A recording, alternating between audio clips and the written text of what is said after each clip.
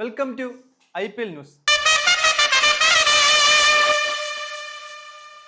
ഇന്നലെ നടന്ന പഞ്ചാബ് മുംബൈ മത്സരത്തിൽ ടോസ് നേടിയ പഞ്ചാബ് ബൗളിംഗ് തിരഞ്ഞെടുക്കുകയായിരുന്നു.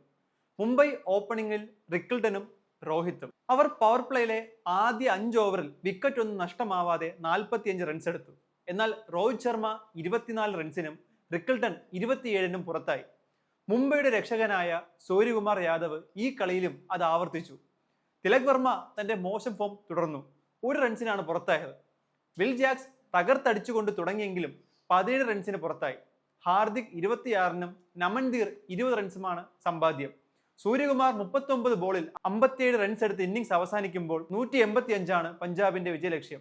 മുംബൈക്ക് വിജയ പ്രതീക്ഷകൾ ഏറെയായിരുന്നു. കാരണം ഏത് ബാറ്റ്സ്മാൻമാരെയും കുരുക്കാനുള്ള ബൗളിംഗ് സ്ട്രെങ്ത് ഉള്ള ടീമാണ് മുംബൈ. എന്നാൽ ഇന്നലെ പഞ്ചാബ് ബാറ്റ്സ്മാൻമാരുടെ മികവിന് മുന്നിൽ മുംബൈ ബോളേഴ്സ് നിസ്സഹായരാവുകയായിരുന്നു. പ്രിയനേഷ് ആര്യയും സിബ് സിമ്രാൻ സിംഗുമായിരുന്നു ഓപ്പണിംഗ് ഇറങ്ങിയത്.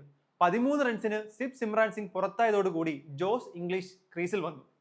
അവിടെ നിന്നായിരുന്നു പഞ്ചാബ് വെടിക്കെട്ട് തുടങ്ങിയത്. ബുംറ അടക്കം നിസ്സഹായരായി സിക്സറുകൾ പായുന്നത് നോക്കി നിൽക്കേണ്ടി വന്നു. പ്രിയനേഷ് ആര്യയും ഇംഗ്ലീഷും കൂടി 100 റൺസിന് മുകളിലുള്ള പാർട്ണർഷിപ്പാണ് നേടിയത്. പഞ്ചാബിന്റെ വിജയ കാരണവും ഈ പാർട്ണർഷിപ്പായിരുന്നു. പ്രിയനേഷ് ആര്യ 35 പന്തിൽ 62 റൺസ് നേടുകയും 42 പന്തിൽ 73 റൺസ് ഇംഗ്ലീഷ് നേടി. ഒടുവിൽ അയ്യർ ഒരു സിക്സറിലൂടെ കളി വിജയിപ്പിക്കുകയായിരുന്നു. 7 വിക്കറ്റിന്റെ വിജയമാണ് പഞ്ചാബ് നേടിയത്. ഇതോടെ പോയിന്റ് ടേബിളിൽ 1ാം സ്ഥാനത്തേക്ക് പഞ്ചാബ് മുന്നേറി.